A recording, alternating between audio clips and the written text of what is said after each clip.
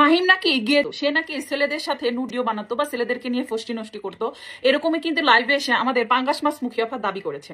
আরো দাবি করেছে যে পাঙ্গাস মাছ মুখী আপার কাছে নাকি আকাশ নিবিড় টাকা দাবি করেছে, যে 12 লাখ টাকা দিলে আকাশ নিবিড় আর টনির বিরুদ্ধে ভিডিও বানাবে না। সেই সাথে সে এটাও দাবি করেছে সে নাকি আমার নামে মামলা করছে, আমি দেশে আসতেছি না এই জন্য। তো পাঙ্গাস মাছ মুখী আফা, আপনার বিরুদ্ধে আমরা যে অভিযোগগুলো এনেছি তার একটাও মিথ্যা না, সেটা আপনি খুব ভালো করে জানেন। অলরেডি আপনি স্বীকার করে ফেলেছেন, কিন্তু ব্যাংকে আপনার অনেক টাকা লোন আছে।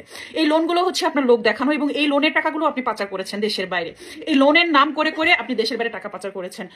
আপনি আজকে আপনার সিদ্দিক তোরা জামাইয়ের সাথে প্রথম কিভাবে কনভারসেশন হয়েছিল সেটাও লাইভে এসে দেখানো শুরু করেছেন। অথচ এক সপ্তাহ আগে আপনি কি বলেছেন, আমি মানুষের কাছে জবাবদিহি করতে বাধ্য না, আমি কি করব না করবো সেটা আমার ব্যাপার। কেন আফা? আমি কি সব ফ্লাশ করবো একের পর এক সিরিজ আকারে? আপনি বলে যাবেন ভিডিওতে বা লাইভে।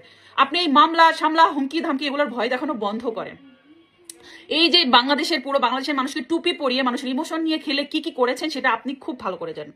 আপনি খুব ভালো করে জানেন এই মামলা হামলার ভয় দেখিয়ে আপনি সত্যকে চাপা দিতে পারবেন না। অন্যায় করেছেন, অন্যায় সাজা আপনাকে পেতে হবে। আপনি প্রতিটা লাইভে মিথ্যা কথা বলেছেন।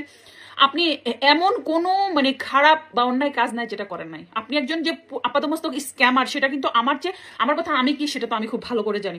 তো আমি যেহেতু জানি আমি কি, আমার সেই অনুযায়ী কথা বলা উচিত, আমার সেই অনুযায়ী মানুষের সাথে বিহেভ করা উচিত। বাস ফেসবুকে আপনি শুধুমাত্র এই প্রেসিডেন্টের সেলের গরমে আপনি ভাবছিলেন আমি হয়ে গেছি একজন একদম মানে কি যে মনে করতেন নিজেকে। এখন গলা শুকায় গেছে কেন? এখন জনগণকে কেন প্রমাণ দিতে হচ্ছে? কারণ আপনার যে জোরের 10 দিন গৃহস্থের একদিন না, সেই একদিন চলে এসেছে।